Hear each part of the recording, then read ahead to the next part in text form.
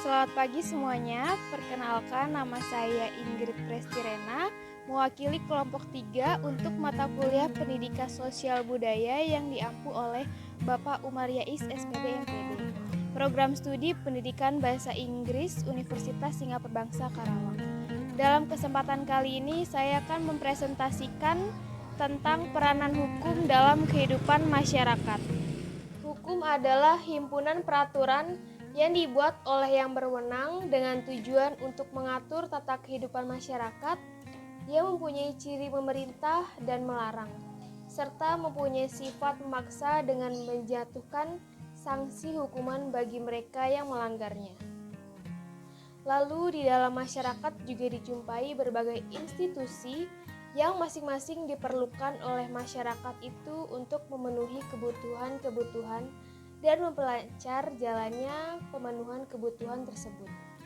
Oleh karena fungsinya yang demikian itu, maka masyarakat sangat membutuhkan kehadiran institusi tersebut. Institusi bergerak di sekitar kebutuhan tertentu manusia. Agar kita bisa berbicara mengenai adanya suatu institusi yang demikian itu, kebutuhan yang dilayaninya terlebih dahulu harus mendapatkan pengakuan masyarakat. Pengakuan di sini diartikan bahwa masyarakat di situ memang telah mengakui pentingnya kebutuhan tersebut bagi kehidupan manusia.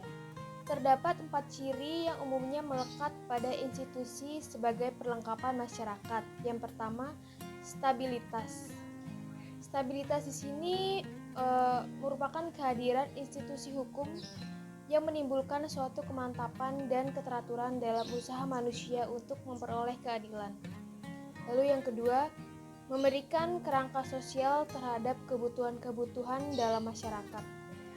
Di dalam ruang lingkup kerangka yang telah diberikan dan dibuat oleh masyarakat itu, anggota-anggota masyarakat memenuhi kebutuhan-kebutuhan. Yang ketiga, institusi menampilkan wujudnya dalam bentuk norma. Norma-norma inilah yang merupakan sarana untuk menjamin agar anggota-anggota masyarakat dapat dipenuhi kebutuhannya secara terorganisasi. Lalu yang terakhir adalah jalinan antar institusi. Di sini terjadinya tumpang tindih antara institusi tersebut. Peranan hukum lebih terperinci dalam kehidupan kita dapat kita ketahui dalam pemaparan berikut ini. Yang pertama adalah hukum berperan menciptakan keamanan dan ketertiban. Hukum akan mencegah warga masyarakat untuk melakukan tindakan-tindakan yang melanggar kepentingan bersama, di mana hal ini akan mendorong terwujudnya suasana aman dan tertib dalam kehidupan masyarakat. Yang kedua yaitu hukum berperan menegakkan nilai-nilai kebenaran dan keadilan.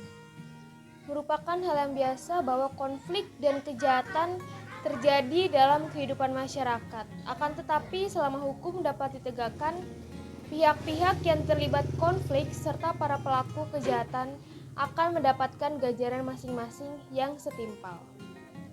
Lalu yang ketiga, hukum berperan mengatur tingkah laku individu dan masyarakat. Masyarakat terdiri atas banyak pribadi atau individu yang mempunyai karakter yang bermacam-macam.